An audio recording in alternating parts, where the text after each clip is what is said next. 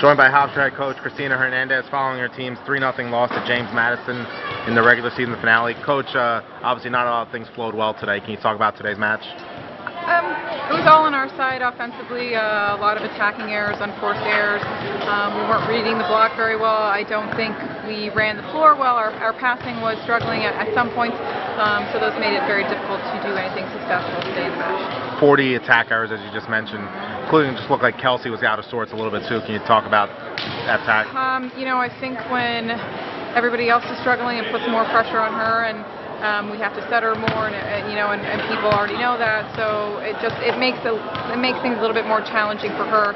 And she tried to pick up the slack for everybody, but unfortunately we can't win and be successful like that.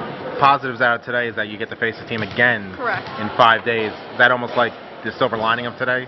Maybe. I don't know. We'll see.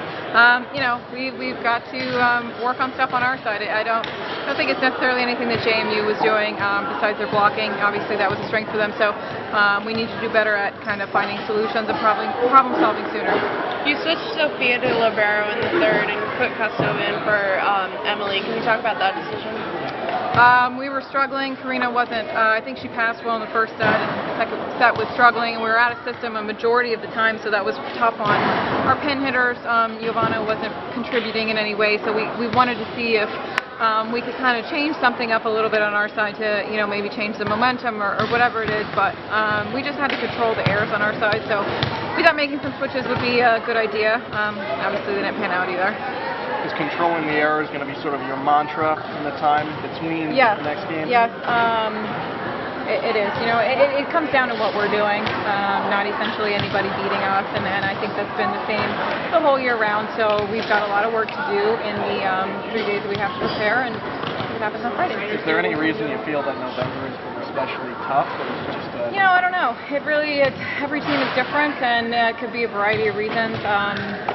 Kels looks a little bit tired. We've got to maybe give her a break a little bit. But I just think that we need to get better at some things right now that we are struggling with all season long.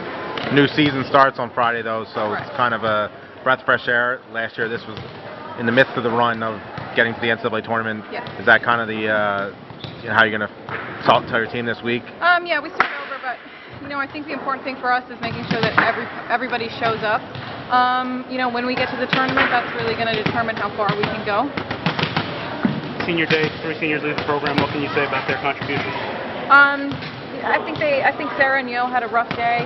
We've obviously would have liked to see more of them, but Sarah's been a great leader for us for the past 2 years and done a lot in the short time she's been here. Neil had a significant role for us this year, and it's not something that she did last year for us. So again, both two people that have spent a lot of time contributing to our success this year. Thank you, Coach.